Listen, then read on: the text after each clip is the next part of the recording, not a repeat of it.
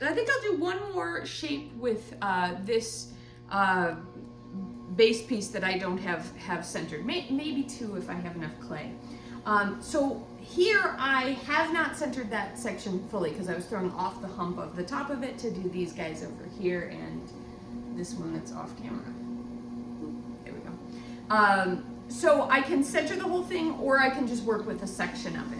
I'm gonna try and get kind of centered on the whole thing, but since my emphasis is not getting it perfectly centered, I'm not gonna fuss with it too much.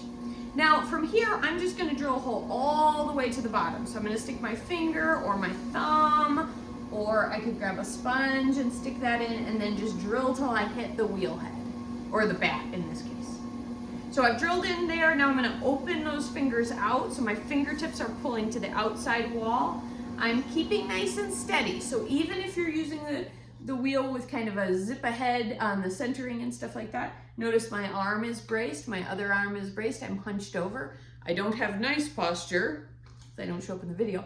I have bad posture, get myself down here so my center of gravity is above that clay. So now I've got a wall that is not very kind of centered and has no floor. I've cleaned the floor away with my fingertip. And the wall here is a little bit thinner than it is here. I'm going to grab a sponge, make sure both walls are wet, and I'm going to start to pull this wall up. And you can watch the outside or the inside as long as you're nice and braced. Now this part is not nothing. Like this, I'm going to show, I make it look easy pulling this wall up because I've got a lot of practice. You are going to have to learn that, and that is just going to take some practice. So I'm trying to give your class some kind of jump aheads on some of the kind of rules about throwing functional work, but you're still gonna have to practice centering, you're still gonna have to practice getting those walls even. But what I do wanna show you is that once you've got these walls like this can be treated either like a cylinder form that you're using for building. So you're using this and you're gonna put this one on top and you're gonna have this one sticking out the side and you're building a sculpture that way. But you could also use it as a slab. So because it's got no bottom, if I just take this off the wheel and cut it apart, I've got a vertical slab that I can then build with. And so I think, I wanna show you two things on this. So I'm gonna show you a little bit of collaring again. So I'm gonna use my hands, this part to come in and get it a little bit narrower, because if I want to be able to attach something like this, what I had there was too wide, right? You know what? I'll show you a slab in a separate video. So I'm going to get this nice and narrow. Notice how I've got an uneven top. I have two choices with that uneven top. One is I can cut it off. The other is I can later build with it and have that be part of my design. I'm going to show you how to cut it off. My needle tool is parallel to the wheel head. Now this is important. You can't get distracted by this bumpy top because you have a tendency to want to go and bump above it. I need to hold my needle tool parallel to the wheel head, keep it very steady, braced against my leg. Maybe I hold it with two hands, although because it's narrow, I'm going to hold my hand inside of there. And I'm gonna kind of use this hand as a way to brace everything. This hand is braced against my body. The fingers are inside, the thumb is touching the other hand. I'm gonna keep myself nice and steady, and I'm gonna let that needle tool come in underneath the bumpy part, underneath the part that got high. It's really important that you don't go and bump up and down as you're going to cut that. All right, so I've got this sculpture, and I'm gonna call this basically done. So I'm gonna grab my other knife, if I can find it, because it's more like the knife you have. I just was working in my studio, or I had a show in my studio the other day, so I can't find anything. I might not show you that. Oh, here we go. This isn't quite the same as your knife, but it has the wooden blade there. So I'm gonna come and do a undercut, just to get rid of, there's extra clay down here because it's hardest to pull up. So I'm gonna bring this knife down into the clay. In this case, I'm coming basically straight down until it touches the wheel head like that. Then I am going to grab a little bit of water and dribble it into that little cut.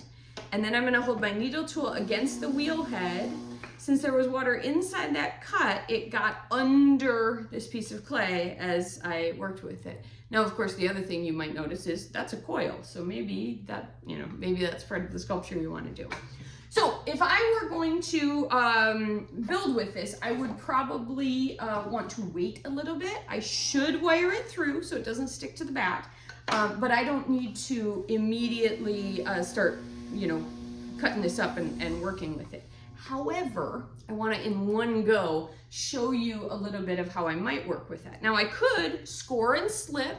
Nice thing about scoring on here is that I can do it fairly quickly. While the wheel's spinning, I can just run the tool around, scoring tool or needle tool. Here I'd have to go bit by bit and get it scored, or go walk over and find a scoring tool. These are really wet. Again, don't recommend doing this right now, but you could score and slip and attach those guys like that. But I also wanted to point out that you could also change the angle by cutting out what is essentially a little dart. Score, score, score, score, score, score. Take your time. I'm doing it fast because I'm doing a demo and nobody wants to watch a long demo. But I'm gonna score and slip. You will put slip in when it's drier. This one's sopping wet, so I can get away with it. And I mean, you can get away with it now. That's fine. All right, but it's just gonna be, if you do it this wet, you're gonna have lots of little touchies on the surface from your fingers. If you wait a little bit, the surfaces will be more smooth and like they were. So now I've attached this and I've got a little lean to the sculpture. I can increase that lean if I want to. And here I can start adding my other, again, wait till it's drier. I wouldn't recommend doing it now, but this is a way to get it all in the video. Score, score, score. You score carefully, I score messily because I'm doing the demo. And you see how it's starting to want to flop on me. That's because it's so wet. But I can start to add these decorations that I've done. Score that, I didn't score that, I'm going fast, I'm just messing around, right? And so I can make this silly little sculpture guy that is, I have no idea what this is. Oh, I need a little extra clay, and since I've got this coil handy that I cut off, I could add that guy there. Again, wait till it's drier. But now I have this ridiculous thing, and if I had taken my time, I might have had a plan and come up with something less ridiculous.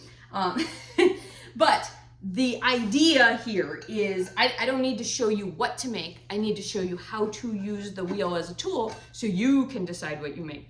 Here's another reason you don't do it this wet. I'm gonna put it on this way. I'm gonna pinch this. So remember, you can combine pinch and coil methods, and if you do it when it's not sopping wet, it can work better than it is now. I can do this better, right? I'm just doing this as an example to get you thinking creatively. So hopefully there was something you saw in that where you're like, oh, that sounds fun. Next video, I'm gonna show you more working with slabs.